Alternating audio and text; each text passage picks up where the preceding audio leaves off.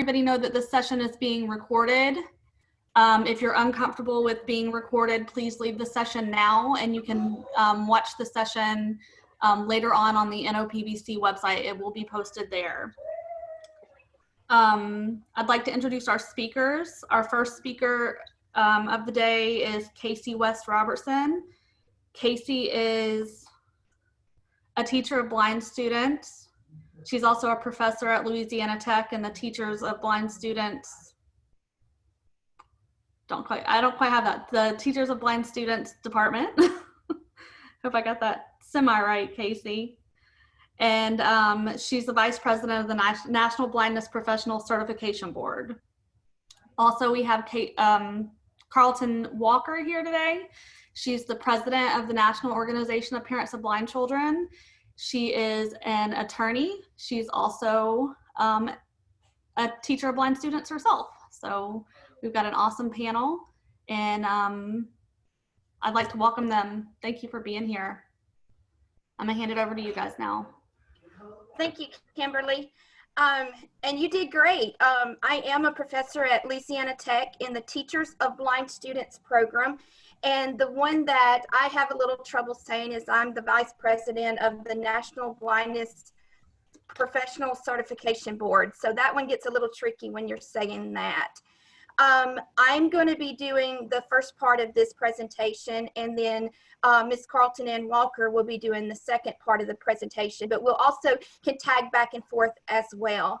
And we want to let everybody know that this is starting IEP 101. So we're going to start from the very basic of the IEP, and then we're going to move up. So as I talk, I'm going to be talking about some very basic parts that you may or may not already know.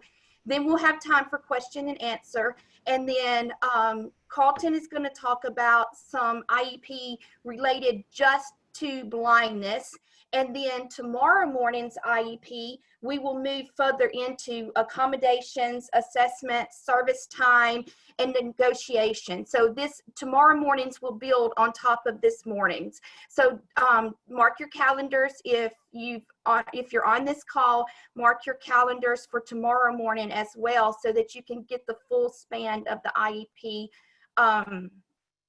IEP spectrum, okay? So we're going to start with just a very basic overview of the IEP, okay? And most of the time, people call this the Individualized Education Plan, but it's actually the Individualized Education Program is what you want for your student. You want an entire program that is going to work for you and your students, basically for your students' education. So in that program, you create a plan, and that's the actual hard copy IEP that you would have and that you work on with a team. So throughout my presentation, we're going to talk about the team, who makes that team up. We're going to talk about the plan. We're going to talk about SMART IEPs, and we're going to talk about 5 mistakes to avoid. Okay, so let's start with the team. Who is the team? Okay, the team makes up the IEP is the parent, so that's you as the parent, the child, if appropriate, the child can be a part of the IEP team. Now, I highly recommend that the child be in the IEP team, especially from grade 3 up, okay? I highly recommend that because they need to know the expectations that are being set for them. They need to know, they need to be able to start learning self-advocacy. That's a huge deal for students to have self-advocacy, okay? So they will start learning all of that in the IEP, okay? So 3rd grade up. Now, the only time that I say a child should not be present if it's a very controversial IEP and parents are going to be speaking negatively about teachers, or teachers speaking negatively about children. We hope that never ever happens. And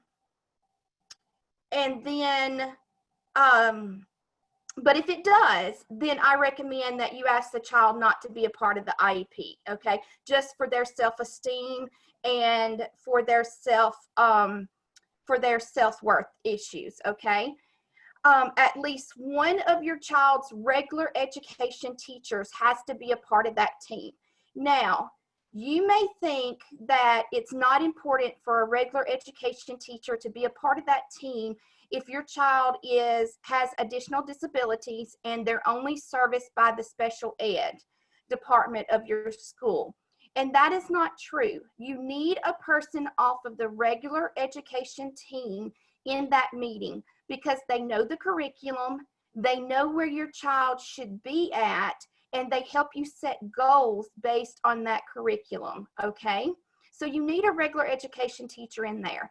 If your school district tells you that they can't have a regular education teacher in the meeting, this is not correct. You always want to ask for a regular education teacher to be in that meeting, okay? You also need a special ed teacher. You need someone that, usually we call these the folder holder. They're the special ed person that takes care of your child's IEP. They oversee the IEP and they help oversee the programming for your child, okay? So far we have the parent, the child, the regular education teacher, and the special education teacher. You need a school system representative, okay? Sometimes this will be the principal, sometimes it will be a counselor, sometimes it will be another teacher from the school, the actual school that your child is based at. They need to be in the IEP meeting. And then we need what's called the purse holder, okay? We need somebody in that meeting that is from the school district that can make monetary decisions. They know about the budget and they know about things of how to make monetary things happen. For example, if you need equipment, they can be the one that approves that equipment request. So you need a purse holder in your meeting. Lots of times this will be the director of special education, okay? That is who typically is the person that is the purse holder in the meeting. Anybody else that has knowledge about your child needs to be in that meeting. A TVI, an independent evaluator, maybe somebody that has done academic assessments on your child. We don't recommend IQ tests for blind students because they're not normed or validated. So please, try to avoid those when possible. But anybody else that has knowledge about your child needs to be in that meeting. Also, I think one of the most important people of the IEP team is an advocate, okay? You need an advocate at your meetings. This does not have to be a professional, paid advocate, okay? This can be a neighbor, it can be a friend, it can be your spouse, but you need someone in that meeting that has your child's needs in mind. They can be a note taker for you. They can help pull you back to the topic. When the conversation gets off topic, they can pull you back. They can help you remember things that happened during that IEP meeting. An advocate does not have to mean that you are in any kind of IEP due process or mediation, or it just simply means that you have somebody there that's on your side, that is an objective person that can see both sides and help you stay focused. I, as a parent, as a professional, I do IEPs all day, every day. I do them all year long. I am an advocate for other parents. I go all over the country being an advocate to parents that help that need help getting services for their children. I review IEPs. I stand in that role as a professional. As a parent, when I attend my child's IEP, I have an advocate attend with me because it is a different position. Emotions are different. I am not the professional in that situation. I am the parent, and I need help staying focused on what my child's needs are. So I always recommend an advocate go with you, okay? And then we mention the student if appropriate. So that's your team, okay? Your team that will work on the individualized plan. Now, let's look at the plan itself, okay? Lots of times schools are very intimidating. When a parent walks in, even if they have an advocate with them, there's two of us and there's a lot of the school personnel on the other side, okay? So the IEP can be very intimidating, but part of this meeting is helping you know the parts of the IEP and helping you feel comfortable with knowing what to ask and how to ask it. The IEP has two general purposes, okay? To establish measurable goals for the child and to state the special education and related services and supplemental aids and services that the public agency will provide to or on behalf of the child, okay? When constructing an appropriate educational program for a child with a disability, the IEP team broadly considers the child's involvement and participation in three main areas of school life, okay?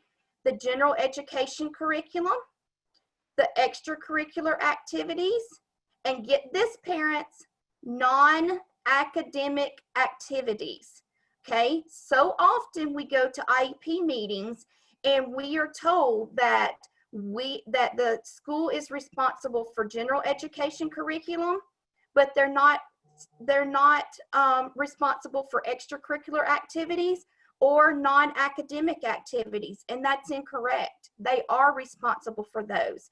If a sighted child or a general education student is getting services, then that special ed or that IEP team is supposed to make a program and make a plan for your child to get those things accessible to them. They have more than access to the curriculum. They need access to extracurricular activities and they need access to academic activities. And I'm sure Carlton would speak of this later, either today or tomorrow, but with the ECC, the Expanded Core Curriculum, this comes right, it parallels with extracurricular activities and non-academic activities, okay? It parallels with those because you can get a lot of those extracurricular activities and a lot of those ECC curriculum components in those extracurricular activities and non-academic activities. I can't keep up with the chat while I'm going, so I have some friends that are doing that. Kimberly's doing that, but I did catch out of the glimpse of my eye where is the documentation for that. I have a PowerPoint, but I wasn't able to share it, but I will share the resources that I think every parent needs to have. And that is, I'm going to say it really slowly, and I'll say it a couple of times so that we make sure we get it. And I think Kimberly May can type it in the chat. There's a group called Wright's Law, WRIGHTSLAW,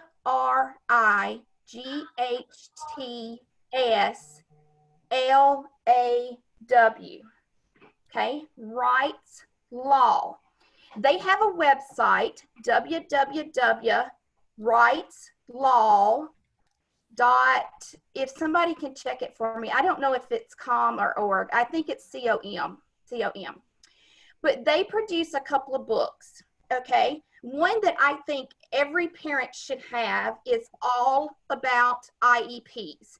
And I can kind of show it in the screen here. It's all about IEPs. Okay. Casey, sorry to interrupt. We can post your PowerPoint on the NOPBC website also after the session if you'd like. Awesome. Awesome. Okay. So that will work there. But they have another book that I think every parent should have, and that is From Emotion to Advocacy. And this book walks you through the entire IEP process and what to expect, how to get started. It teaches you how to take your emotions out of the IEP and focus on the game plan, okay? So that's two books that I think every parent should have. There's also a Dear Colleague letter, and when we post the PowerPoint, I can post the link to that on the PowerPoint. But there's a Dear Colleague letter that also says that the school has to meet the general education, extracurricular activities, and non-academic activities. So if your child wants to play chess, then the team has to come up with a way of how to make chess accessible to your child if there's a chess club already at the school, okay? So if your child wants to attend any of the extracurricular activities or non-academic, lots of times I run into, when I'm advocating across the nation, this comes up multiple times. You'll have a gifted blind child and they're told that they can't be in gifted education at that school because they are under a special ed umbrella with getting services for their blindness. And that is totally wrong. That is not true. They can be in the gifted ed program and receive special ed services. That's just a myth that schools try to play with parents to prevent them from having to adapt things to a non-visual child. So let's move on, and we'll have time for questions and answers too. So there's lots of parts of the IEP, okay? And this is part of the intimidation process too. Not that it's meant to be intimidating, but it can be very intimidating when you look at all the parts of the IEP. I have had special ed directors tell me that, well, we chose the program that was the most parent friendly. And I'm thinking, on what part of this earth did you choose parent friendly? Because it's not a very parent friendly document. Present level is the first part of the IEP. The school should take the present level of your child and it should be data driven. I see so many IEPs that says, oh, Sarah is such a wonderful child. She's very pleasant. She gets along with all of her classmates. It's very nice to have her in my class, and it goes on and on and on. That is not data driven. We need the present level to be where is your child? What academic skills are they on?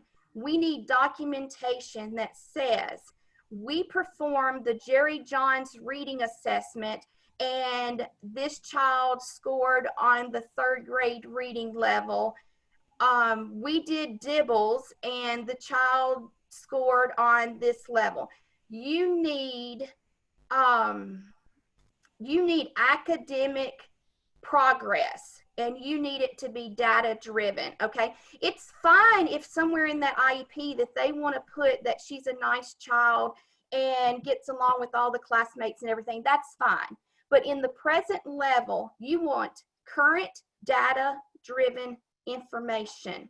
And a lot of schools will say, well, we did an assessment last year that showed she was on this reading level. That's incorrect. You need current data-driven information.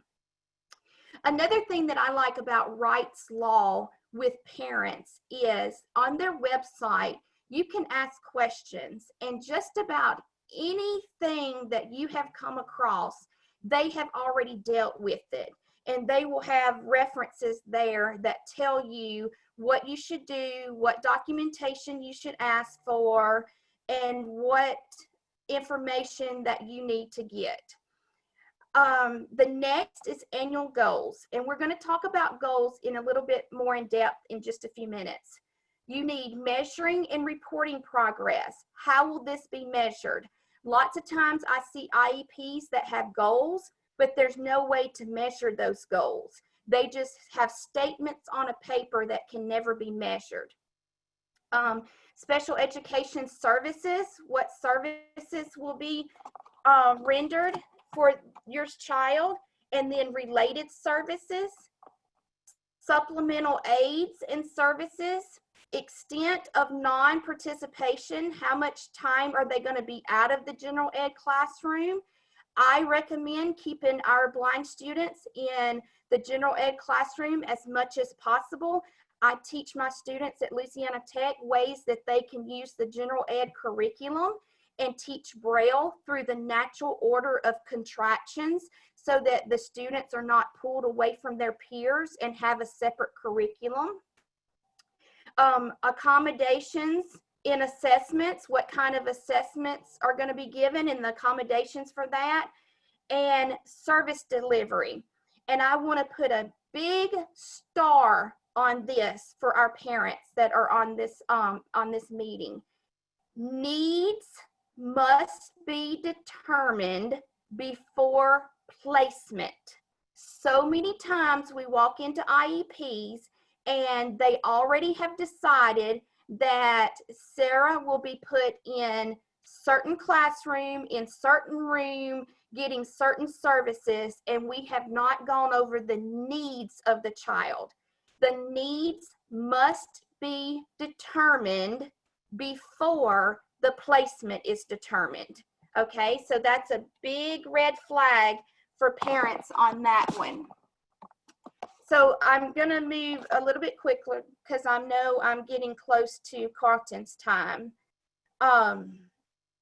So we want to talk about SMART IEPs, okay? The goals of your IEP should be under the form of an acronym, SMART, okay? They should be specific, they should be measurable, they should have action words, they should have realistic and relevance to the child and that disability, and they should be time limited, okay? So we're going to look at these. Specific to the child, goals and objectives target areas of academic achievement and functional performance. They include clear descriptions of the knowledge and skill that will be taught and how the child's progress will be measured. So we want to target in. It's like a bullseye. We want to get as close to the academic need of that child and tell how he's going to progress and how we're going to measure that, okay? Measurable means you can count it or you can observe it. It's not just a statement on a page that can't be observed, okay? Or can't be counted. Action words. It should say the child will be able to. It needs to be an action because goals are action-based, okay? Relevant. It must be realistic and relevant to the disability, okay? For example, one big one that we have been pushing all across the United States for our blind students is touch typing. They, a lot of schools do not think that blind students should be doing touch typing until they've completely finished the Braille code.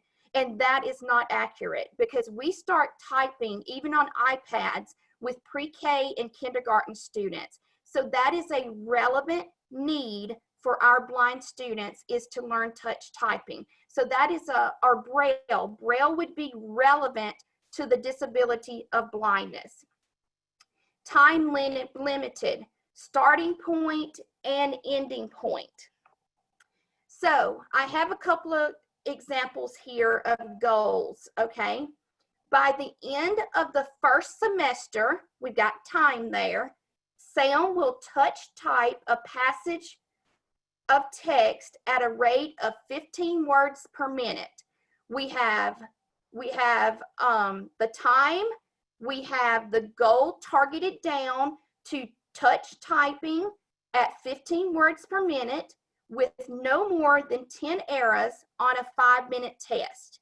So we've got our targeted skill, we've got a measurable goal, we've got action words, Sam will, we've got what he will do and how we will measure it, okay? So that's a good goal right there. I have another one.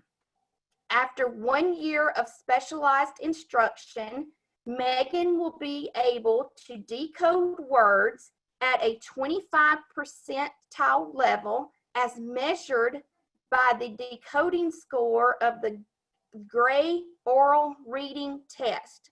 So very, very targeted. We told what Megan was going to do. We told how she was going to do it. We told how we were going to measure it. And we had action words in there. And it was relevant to her disability.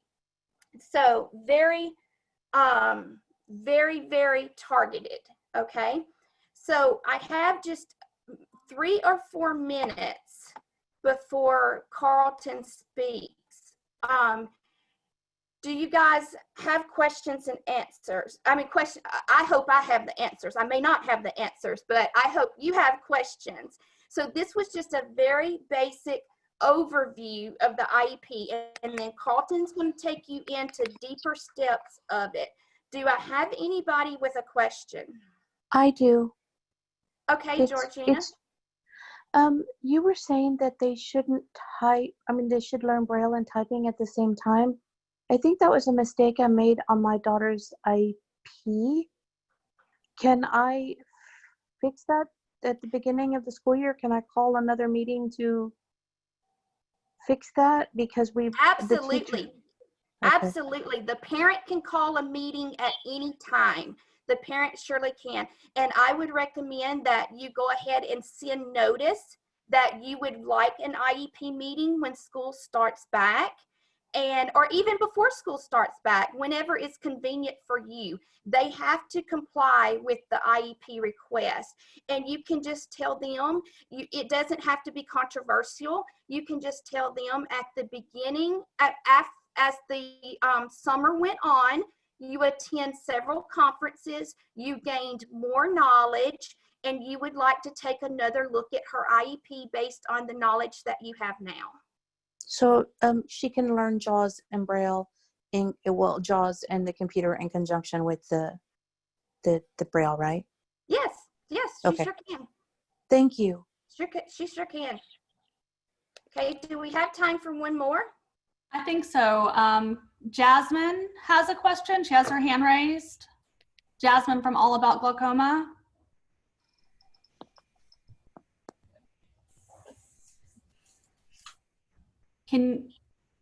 I think it's *6 if you're on the phone to unmute yourself, either *6 or *9.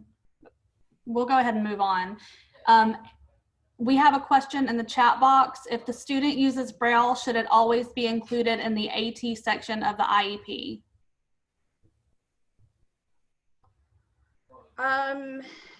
Yes, I would say yes.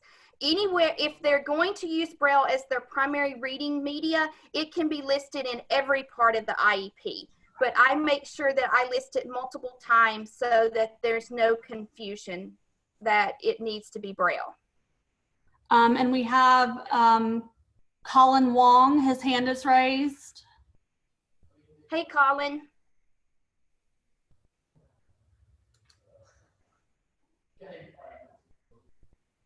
Hello, sorry about that. Trying to unmute myself. Thank you, Casey. My question is, for students who are in honors classes at school, and what classes do you recommend them being pulled out of, And is it possible for them to have services outside of school hours, special education services? Yes, it is. And I recommend if they're in honors classes, then we know they're already advanced and we know that they can learn the Braille code in a year if it's taught in the correct way. I teach my students to teach Braille to their students within a year and then work on proficiency after that. You could even look at Braille outside of the school day. They could have it after school or before school. If they're in honors classes, I would just pick the one that they're the best at, not always the one that they enjoy the most, okay? You don't want to take joy out of a child's life to insert Braille, because then they become defiant and they don't want to learn the Braille. But I like to look at options of before school or after school options so that they're not being pulled out of their curriculum areas. And in this virtual world that we're doing, it's very easy to teach Braille virtually. If they have the basics of hand movement, it's very easy to teach Braille virtually, and then you can do it just about at any time during the day. So we're going to turn it over to Carlton. I'm still going to be on the, I'm going to be on the call the whole time, and I will be here tomorrow. And also, Kimberly can put my information in the chat box as well. Like I said, I review IEPs and help parents all the time. So my email address is Casey West, CASEYWEST, the numbers 94 @hotmail.com. CaseyWest94 @hotmail.com if you have questions, and we'll try to answer them the best we can. So I'm going to turn it over to Carlton. Hi. Excuse me. Hi.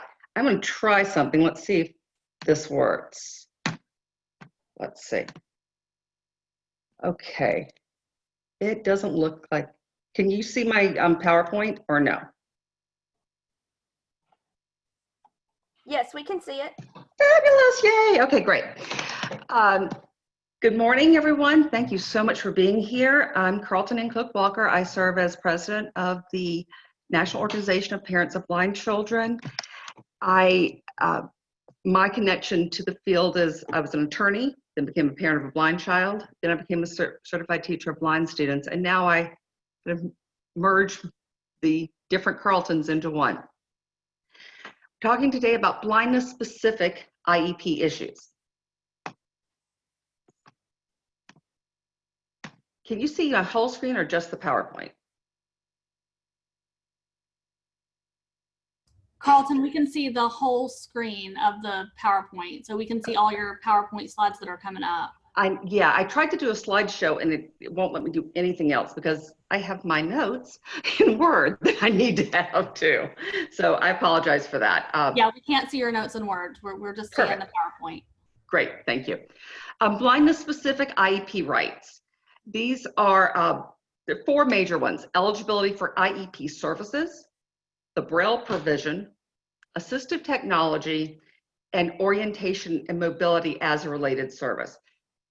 Full disclosure, assistive technology is not just for blind students, but it's vitally important. I'm not going to say more so than any other disability, but I will say more than most. So that's where we're going. Now, eligibility for IEP services. This just gets us in the door. Well, there are too many children in this country who do not have, who are not identified as having visual impairment, including blindness, on their IEP. Some of them are only identified as deafblind, and I won't go into it, but that's a problem. If you're deafblind, you need at least 3 eligibility categories: deaf, visual impairment including blindness, and deafblind. Minimum 3 if a child is deafblind. Some are lumped into OHI, it's other health impairment. That's not appropriate either. Under federal law, if a child meets the definition for eligibility, the child must be identified and provided services for every area of disability, not just a catch-all. And there are children who only have 504s. And I guarantee you there is, I cannot, I'm a pretty imaginative gal, and I cannot fathom any child who is blind or who meets the definition of blindness, visual impairment, including blindness, who doesn't need an IEP. I can't imagine a blind child who doesn't meet this definition. So anyway, 3-part eligibility test for the disability of visual impairment, including blindness. And I have the legal site because I'm a lawyer. First, diagnosis. Visual impairment, including blindness, means an impairment in vision that, even with correction, adversely affects a child's educational performance. This term includes both partial sight and blindness. That's what the regulation said. I didn't say partial sight and blindness. We know it includes that. So what does this mean? OSEP, the Office of Special Education Programs, a department of the U.S. Department of Education, with the agency in charge of policing and formulating regulations for the IDEA, which is the law that allows us to have IEPs, individualized education programs, clarifies that for visual impairment, states may not use criteria or other definition of visual impairment, including blindness, that result in the exclusion of children who otherwise meet the definition. Okay, gobbledygook. Really, it isn't. It's really vitally important. For years and years and years, and it's still true, a lot of states purported to have additional requirements. You have to be at least 20/70, have 20/70 acuity or worse, higher bottom number. You have to have a field restriction of 20% or less. These types of things, that's completely illegal. Completely illegal. It has been illegal. Luckily, the Department of Education issued documentation pointing out, hey, this is illegal. And in fact, they went further than I would have, but they also say that conditions such as convergence insufficiency, colorblindness, and other conditions qualify even if they do not cause decreased visual acuity or field loss. I agree with the colorblindness completely. The convergence insufficiency and binocular dysfunction, I've had kids both ways. I've had a kid who was 20/40, but the convergence insufficiency, both of them together made it a no-brainer. Had another kid who had intermittent binocular dysfunction, but a ton of testing and evaluation, we determined that there was just nothing that he needed from us. And for 2 reasons, that those are other 2 parts of the test. He met the first one. He did meet the first prong. Second prong, adverse effect on child's educational performance. This is one that they will try to trip you up on. It does not mean the child has to fail. What it means is walking into the school building, getting the exact same materials in the exact same manner as every other student. Is the child's education, is that visual impairment causing the child some adverse educational performance? That can include needing to squint, not having enough stamina. A lot of times behavior issues. When a child can't see something, I know if I were in a big classroom and I couldn't see anything, my mind's wandering. I am not paying attention. So if I can't see or engage, I really should say engage with it. If I can't engage with an activity, my mind's wandering. And children are no different.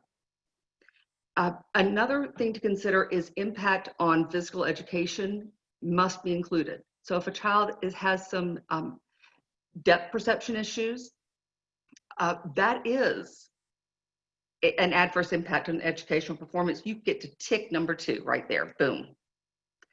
Color blindness, most schools, when you walk in, they use color for organization. Go to the red table, pick out your blue folder, tick. It's a tick.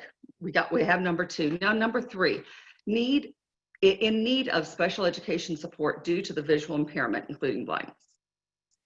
Special education support does not, unfortunately, mean a minimum of 10 hours of Braille instruction per week. Should, but doesn't. It means anything. It means adapted materials. It means teachers changing the way they teach. Instead of having the blue table, they may have the blue triangle table that has a tactile triangle. So that's a special education support. So tick, tick, tick. All children should have this. All children who meet these criteria should have the diagnosis or the label of visual impairment, including blindness, because our next point is Braille provision. It is the law, it's federal law.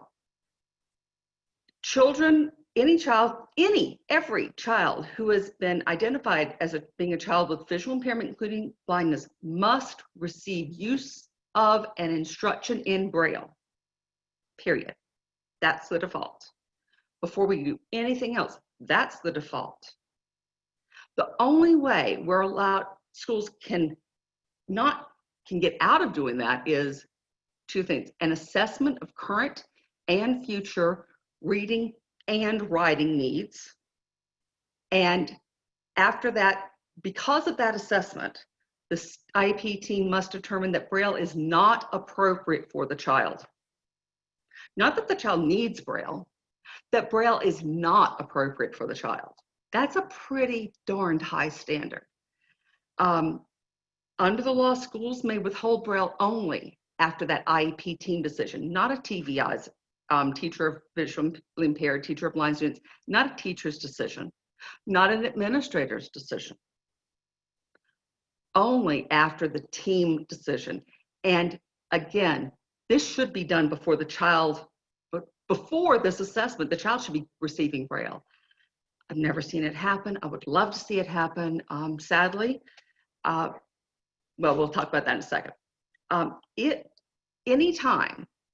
at any time the child is not receiving Braille, another determination must be made every time an IEP meeting is held. That's the way the law is written.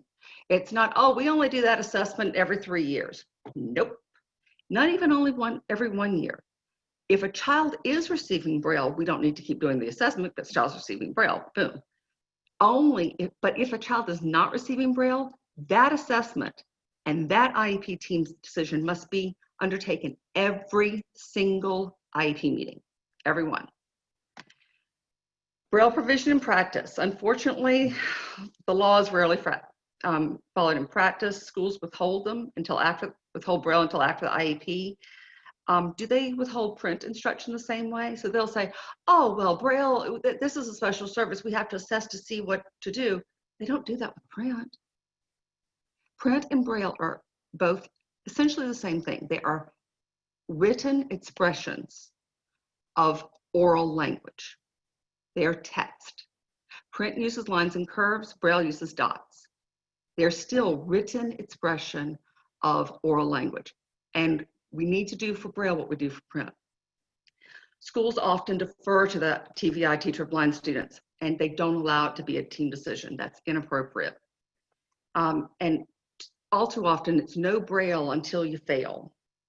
The standard used is that, this real standard is that Braille may only be withheld if it's not appropriate.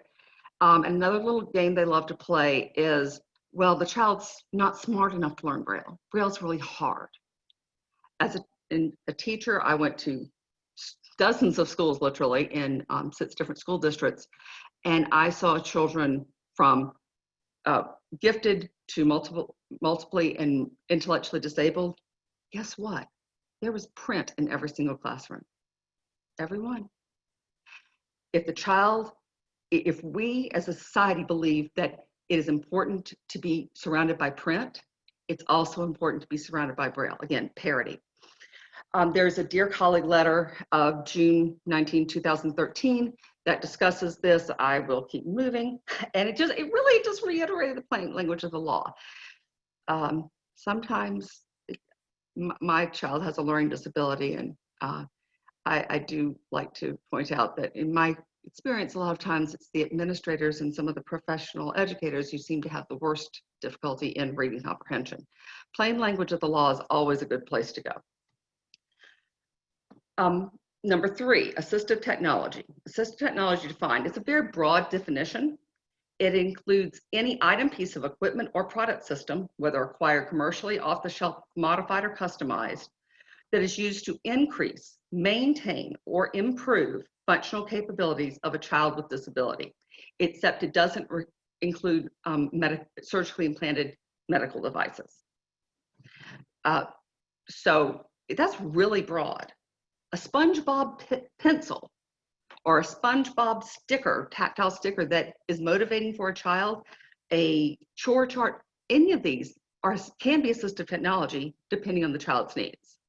So open up. We have a wonderfully wide definition, and even better, my favorite, is assistive technology service. And this this provision of the law allows for training of the student, for training of school staff, employers, and other individuals who provide services to employ or are otherwise substantially involved in the major life functions of such child. Hey, guess what? That includes our daycare provider. That includes perhaps Sunday school teacher. It absolutely includes family members. So this is pretty broad, and anybody whose child has assistive technology knows that it's really nice to have some training, so that if, for us, technology mutts up, and we use it all the time. For a child who's just learning technology, there are going to be hiccups. It's really helpful if we have that ability to help the child out. Assistive technology in practice, it needs to be wide open. No tech, low tech, medium tech, high tech. The key is using it to increase, maintain, or improve functional capabilities of a child with a disability.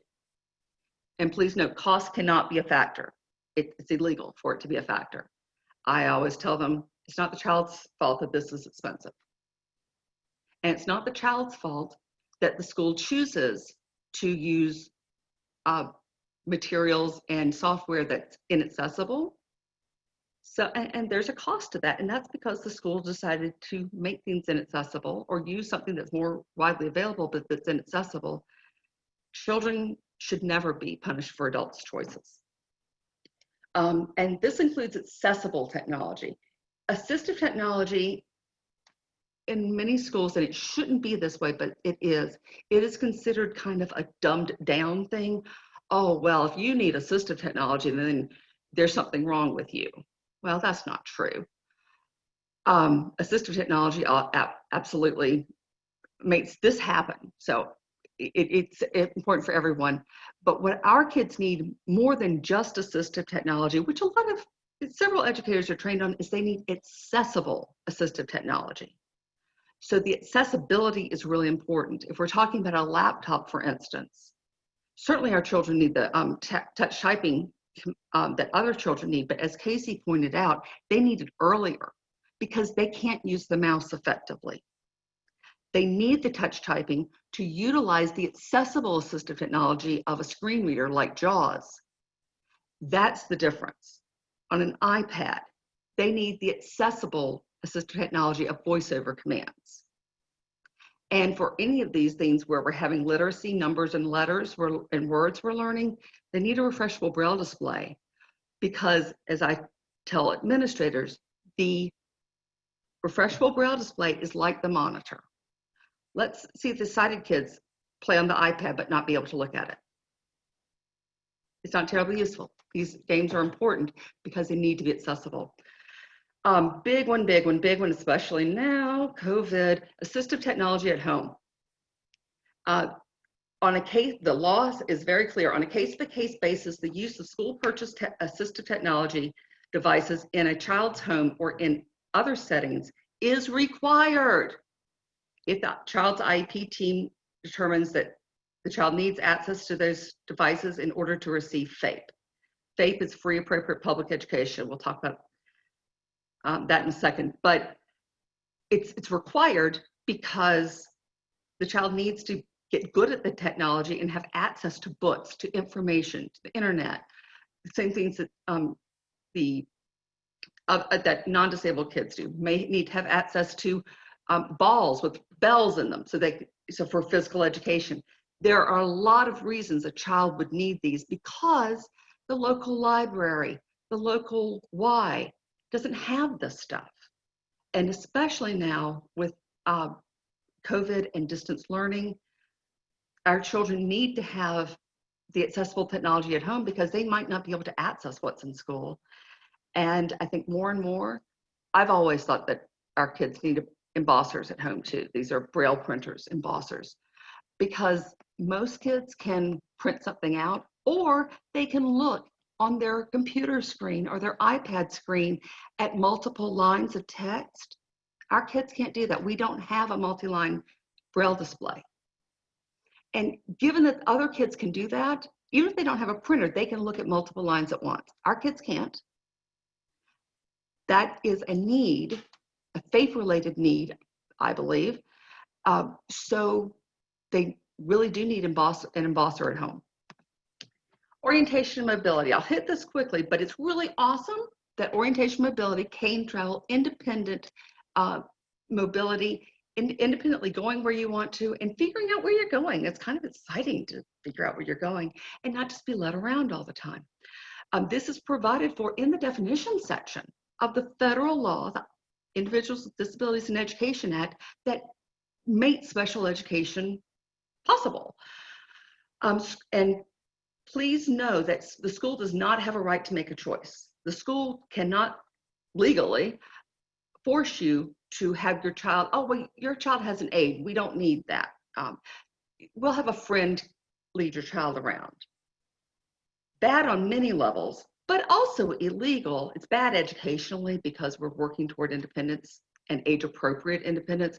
But legally, it's terrible because the Americans with Disabilities Act requires that a person with a disability, including a child, may refuse any accommodation offered. So you may refuse that aid. And they in the school may not say, well, if you're refusing the aid, I don't care because you're not going to get a cane in this building. Completely illegal. So this is Americans with Disabilities Act still applies. And they can't say, well, if your child, if you're not going to let an aide be with your child, then no playground time. No, ADA specifically says that the child shall not, a person with disability shall not be excluded in participation or denied the benefits of the services, programs, and activities of a public entity, and that includes schools. Okay, just a little bit more. Is that all? No, we're just getting started, but not today. Things to think about. Impact on education. We've talked about the blindness-specific aspects. Now we're going to be talking about IEP aspects, because this is what drives IEPs. What is the impact on education? It varies widely. It can go from loss of access to educational curriculum and environment, loss of incidental learning opportunities, and even a relatively mild adverse impact still merits that IEP. Children don't know what they can't see. And many times they want to desire to please by seeing something, because a lot of times that's how it's been presented their whole lives, and that's a human thing, but it's not a good thing, because they're good whether they see it or not. It's really important to instill that in them and say, all you need to do is tell the truth. It's like trying on shoes. There's no correct shoe size for every human being on this earth. There are a lot of incorrect ones. The one that fits you is the one that is yours, and that's the truth. Instead of saying, can you see that? How about, what do you see? Can really open a whole lot more. And the child doesn't know what he or she might be missing or misunderstanding, especially with some partial vision. And look at these non-visual manifestations of poor vision: behavior, disruptive, lack of attention, lack of motivation, and unfortunately, lack of progress. Also, really quickly, impact on students with other disabilities. The typical and widely used interventions for other disabilities are highly visual. Pretty much all of them, very visual. the child's need for vision impairment related accommodations or modifications is an adverse impact on the educational performance if that need is keeping the child from getting autism support services, speech services, etc. Look at the whole child, not compartmentalized. And what about a student with significant and multiple disabilities? Let me tell you, communication is the most important thing for any child with or without any disabilities. And our children with multiple disabilities need effective forms of communication. And that's what our blindness-specific educational tools can give us. What every IEP must do: prepare students with disabilities for post-secondary education, post-secondary employment, independent living, and they must provide FAPE, free appropriate public education. Look at what the non-disabled students are receiving and add services needed for post-secondary life. Casey was talking about the expanded core curriculum. That's in here too. Extracurricular activities, independent living, absolutely, all of these. But also even things like curricular things like field trips. Need to be able to move in an unfamiliar area. What are the real special needs of VI blind children? Parity of access with non-disabled peers, access to the curriculum, access to instruction, access to environmental information, and everything must be EES, effective, efficient, and sustainable. And that's me. Let's see, I'll stop my sharing and maybe we have some questions. And Casey, come back on. Video, please. Carlton, we have a question in the chat. Okay. Let me see if I can find it. I'm sorry. No worries. It's about O&M instruction. Andrea Carlson says, we have been told he doesn't require it now, that per their assessments, he does not, but he has issues with depth perception and changes in depth. The assessor claimed none of those existed, unsure of where to go from here. O&M instruction is not on his current IEP as they feel he can see too well. What are your thoughts? Well, that just the statement he can see too well makes my stomach turn. But beyond that, the assessment is obviously not accurate. And a lot of these assessments aren't done very well. They're not scientifically based. They are not research based, sadly. One, you have a right to an independent educational evaluation, IEE. And I would recommend that you look into that, discuss that with the school.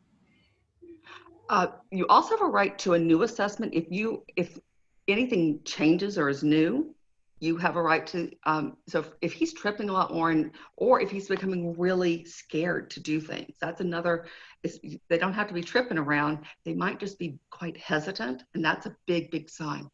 I highly encourage you to come to our session tomorrow where Casey will be talking about an actually good assessment, the NOMA. Angel Pierce has a question. Angel, can you unmute yourself?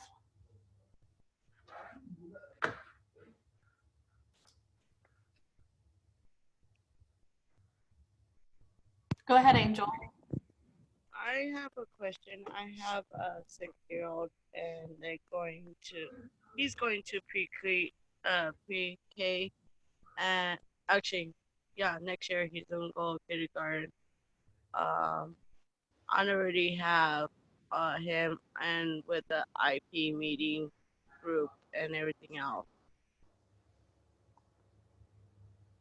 Did you have a question? I just wanted to do a comment or say that when the other lady said that first grade only thing you got is get him in that around that age and stuff like that, but I already got my kids in kindergarten or pre-K. Excellent. And again, we're going to look at what are the non-disabled kids doing. What are they doing on iPads? What are they doing on computers? What are they doing with posters in the classroom? My goodness, bulletin boards, especially in the halls. This is so much information. Every other kid gets it. Our kids deserve it. Carlton, it is 10:30. Can we take some more questions, or do you want to go ahead and? I'm good. Okay, we have a question in the chat. Is there a law that mandates the child can get sufficient Braille instruction? For example, a certified Braille teacher instead of a teacher that is able to convert items into Braille via technology but does not know the Braille code themselves? Yeah, it's the IDEA. It's free appropriate public education. We don't have No Child Left Behind anymore, which required highly qualified instructors. But again, even back to the ADA, the Americans with Disabilities Act, a child cannot be denied a service because of the disability. And being denied the service of learning to read and write at age appropriate levels, that's being denied a service. And unless the school really has a whole lot of people teaching French who've never taken French and just use Google Translate, maybe, if it's that bad a school, but I'm guessing that they require certification in regular ed classes. We need to have certification for our students too. That's a parity issue. That's a civil rights issue. So we have FAPE with IDEA. We have the Americans with Disabilities Act not being denied a service, and we just have basic. If you require certification for your math teachers, you need to require it for your Braille teachers too. Thank you. We have a question from, I know I'm going to get this name wrong, Beja Vasquelasquez? Bejas. Bejas. Okay, thank you.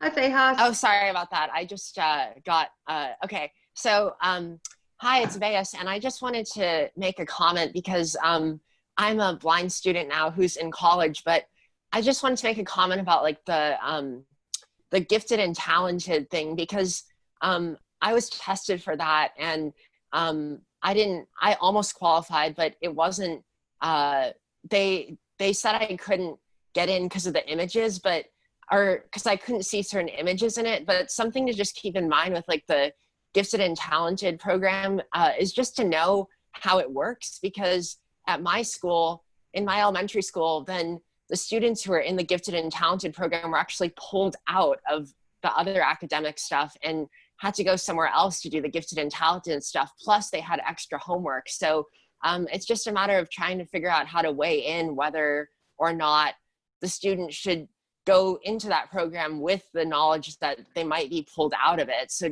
or pulled out of their other academics. So that's just something to keep in mind. That's a great point, Fayaz. We're going to talk about assessments tomorrow, and what they did with your assessment was absolutely inappropriate. It's illegal. Sorry, I'm such a lawyer. To use assessments that are not appropriate for the child, because that's, again, we're denying participation because of a disability. Can't do that legally. We have to pull out. There are no good IQ tests that are whole for blind people, so we have to pull out subtests, and we have to look into information with that. Also for like learning disabilities, like my child, gifted and learning disabled, it was becoming a mush because they didn't want to do the IQ test, and they wanted to just average things. That's not cool. With regard to pull out gifted education, remember this child has a right to an individualized education program, and that may mean not necessarily being pulled out. It may mean the gifted program either being individualized to that child, which is not awesome because part of the gifted program is the peer learning, but it may mean rethinking the gifted program a bit. And earlier somebody talked about services after school. Absolutely. There's nothing in the law that says services must be given between the hours of 7:30 and 3:30. We have a question. Casey. I'm sorry. No, Casey. Sorry, Kim, let me jump in real quick before we go to our next question, because we've had several things in the comment box about extended school. So I wanted to touch base on extended school. I typed excuse me, I typed a little bit in the box, but I wanted to let everyone know. A lot of families are being denied extended school year because their students did not regress over certain periods of time. Well, extended school year is determined based on two different things. The number one is regression and recoupment. For example, if over Thanksgiving break or over Christmas break or any time that they've been out of school, they've regressed and they haven't been able to regain that within the same amount of time that they were out of school. The other one is critical point of need. All of our blind students meet the critical point of need, because no matter how much Braille we give them during the school year, it is still not the amount of print that our print students receive. And in the summertime or over breaks, our print students are able to go and have print everywhere. Our Braille students aren't. And Braille is a skill that will diminish if you do not use it and consistently use it. So all of our students always meet the critical point of need for extended school year. So push back on your school and tell them you don't want regression and recoupment. You want the critical point of need, because no matter how much Braille they give the student, they can't give them enough throughout the summertime or the extended school year to meet the amount of print and reading that print students get. And this also agreed, and it also goes for accessible technology, because again, they can't get it at the local library or grandmom's house or whomever. And consider O&M too, because we want our kids to be age appropriate, climbing trees and walking trails and in the summer. And if they're not able to do that, that's a critical need point too. And critical point of need is part of the law. That is how all extended school years, they can be based on those two items. Okay, now Kimberly, I'm sorry I had to interrupt you. No, it's okay. And just one more thing, some states have additional options too. So it's not just those two, but some, like Pennsylvania has 7 factors. So, but yeah, Casey's absolutely right. We have a question from Ashley's iPhone. Ashley, can you unmute yourself?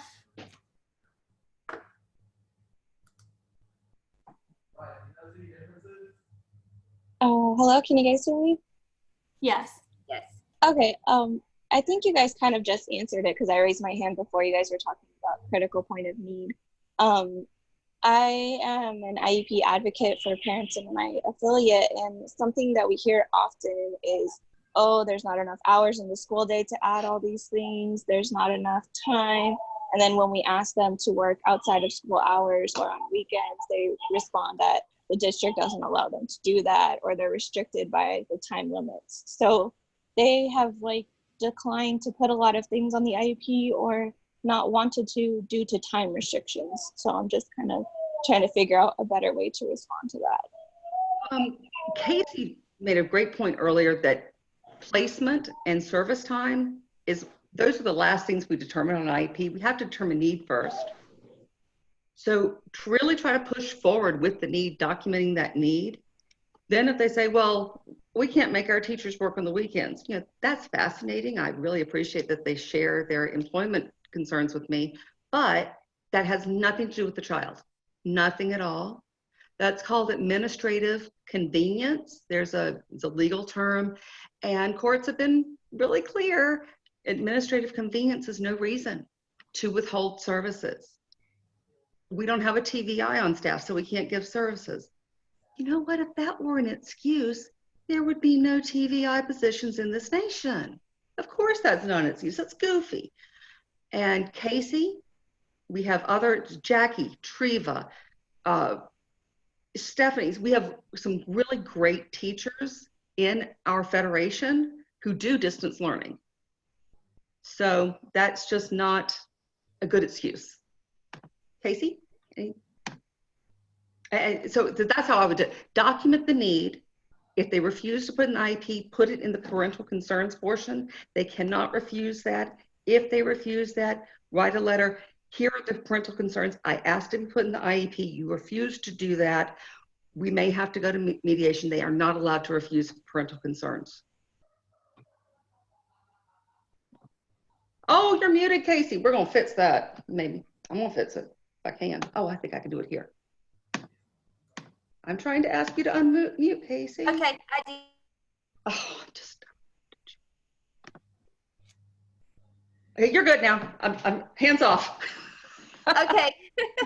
I agree with what you said. Yes, that is the schools go into IEPs thinking that we have X amount of teachers, we have X amount of classrooms, your child has to fit within our box. But that is not what the federal law says. The federal law says we have to determine need before placement.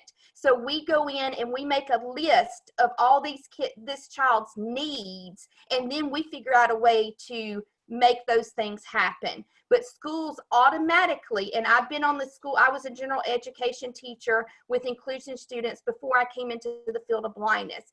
And even at the university level, they teach their students to go in with the IEP basically in a skeleton form saying, well, we have this amount of time with this teacher and this amount of placement, but that is not the way the federal law works. It works with, we find out the needs of the student and then we figure out how to do that. And I've worked with many of cases in the last several years where we've actually we've done it through distant learning because their TVI or their school could not provide that distant learning. So we picked it up and we provided distant learning for that student. It either breaks during the breaks that they had during the day or either after school or before school. It's not that much to add 45 minutes or 60 minutes to a child's day at the end or in the beginning to get them the services they need. And these are good quality services. Braille, assistive technology, orientation, mobility. Distance, yes. Carlton, we have a question in the chat box that's getting a lot of attention from some parents. It's from Sarah Erb. Many blind children in our area are classified as functional skills students rather than academic students. The functional skills students are being taught pre-Braille activities, but not Braille. Can you give an example of how a parent might advocate for Braille instruction for their child who is nonverbal, has other health impairments, or has a behavioral plan? Sure. Pre-Braille is a terrible term, and I advise everyone to correct people every time they say it. I'm not correcting you, Sarah. Don't get me wrong. I know the schools use it. We don't say pre-print. No. If we're not saying pre-print, we can't say pre-Braille. Again, parity, print and Braille. We might say pre-reading. Fabulous. However, the way I would really push against that one is I want to know what assessment they have that indicates that child is not capable of learning to read. Because they probably don't have a good one. They probably have one that was put together in a back room and pieces, parts, and it almost certainly does not meet IDEA standards for assessment. We'll talk about them tomorrow. And if you have a crummy assessment, junk in, junk out. It's a crummy assessment. Don't accept their premise. Don't accept this functional thing.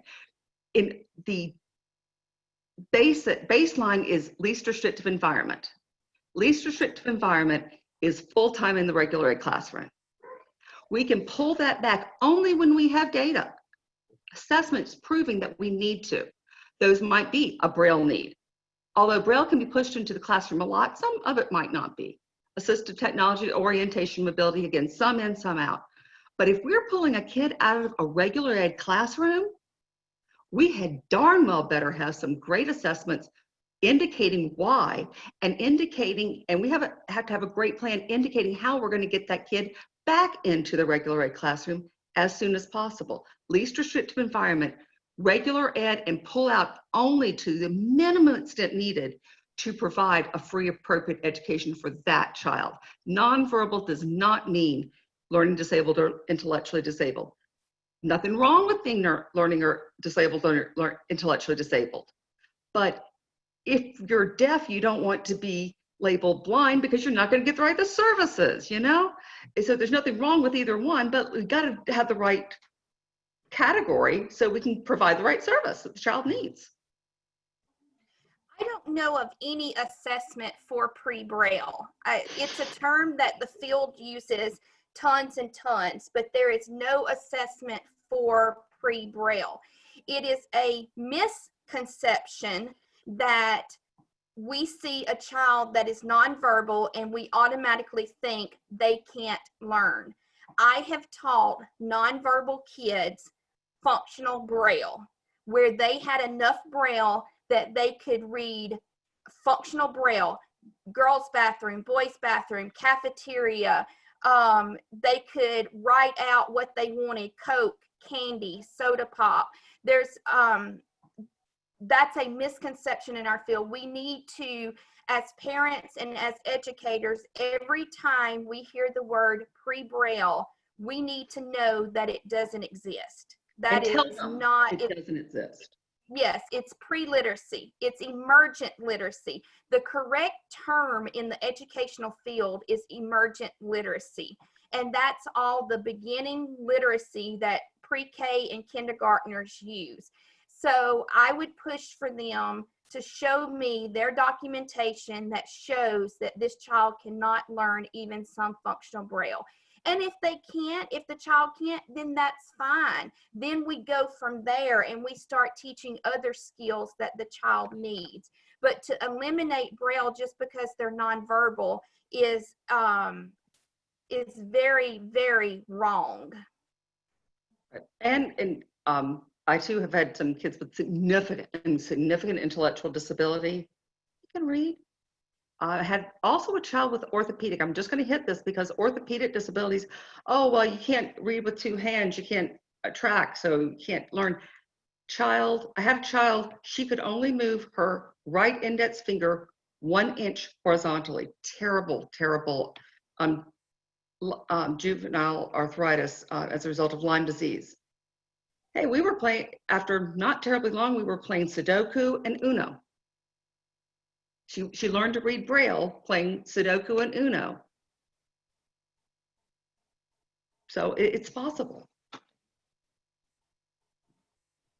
Carlton, how are we on time? We'll have to cut at 10:55, 57. We must be done by 11. I mean, there's no going over because we have affiliate caucuses. I'd like to be finished by 10:55, but I'll accept a couple minutes past that. How about you, Casey? I'm good. I need to be, yeah, the time difference throws me off, but yes, I need to be done by like 10:50, 10:55. So, but we do have, I want to remind everybody, we do have another IEP session tomorrow, and we will go into assessments and we'll go into negotiation processes of what to do when the school disagrees. And I think a lot of the questions we're getting would fit really well in that section of what to do when the school disagrees. Great point. Juan Ortez has a question. Sure.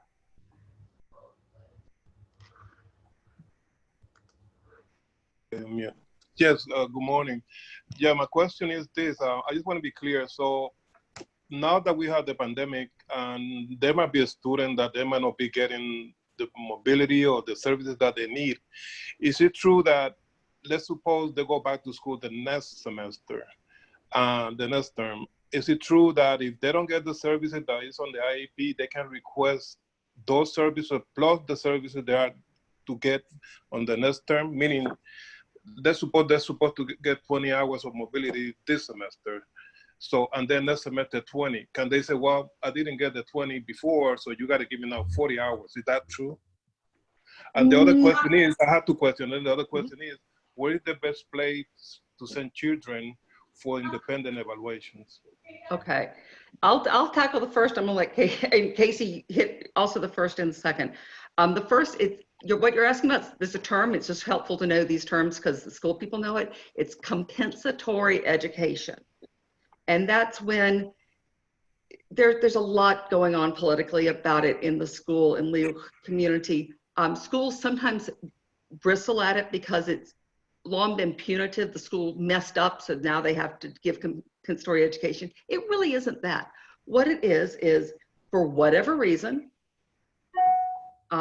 purposeful or negligent or unavoidable, the child did not receive the special education services he or she needed for FAPE.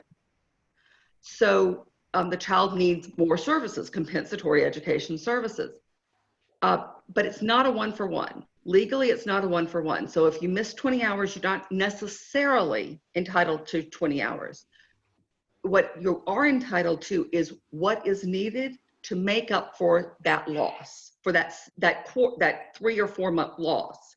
So not the hours lost, but the time lost to pull the child back to where he or she would have been if we'd gotten those 20 hours. That might be 5 hours. The kid might have just kind of grown and done a lot on his or her own, which is, you still want to document that. But that's a possibility. But the kid might need 50 hours, 60 hours, because there are windows of opportunity that are lost. And the kid might have just kind of lost a whole bunch of skills during that time, the critical point. So it really depends. It's an IEP team decision. Realistically, it's usually done one-for-one, but you need to know why you have a right to either 5 hours or 50 hours, depending on what the child lost, skills-wise, so that you don't have to take, except 5 or 10 hours, when you say, hey, it might be 50, it's part of the negotiation, but it's not a one-for-one right, but it is a right to the skill level that should have been achieved had the services been provided. Casey? I agree with that. And your question about where to send for an independent evaluation.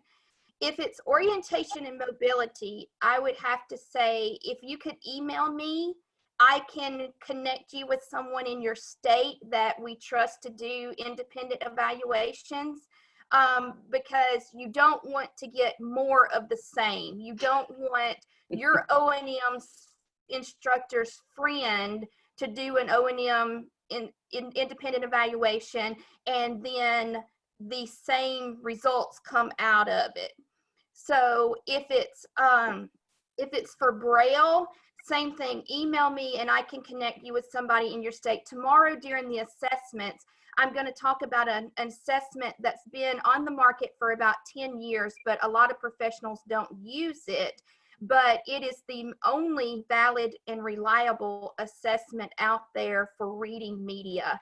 And you can do a lot of it yourself, and then you would have your TVI do the rest of it. But we're going to talk about that tomorrow. But one, if you would just email me at that CaseyWest94@hotmail.com, I can try to connect you with somebody in your state that would do an independent O&M evaluation. Okay, thank you. And I also want to say the presentation is excellent. Oh, thank you so much.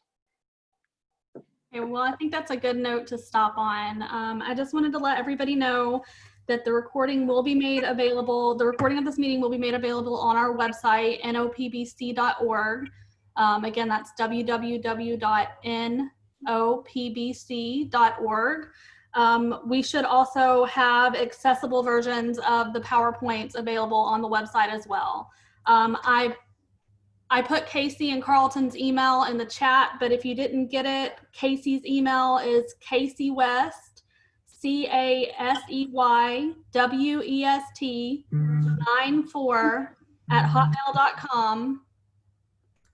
And Carlton's is carltonwalker@gmail.com. I'd like to thank Carlton and Casey for being here today and sharing so much wonderful information with us. And I'd like to thank you all for coming. And thank you to Kimberly for and Chris for doing awesome hosting jobs. Yes, thank you, Kimberly and Chris. You're welcome. Go find your affiliate caucus. Join your affiliate caucus next. Yeah, please do. And it was our pleasure to help this morning, guys.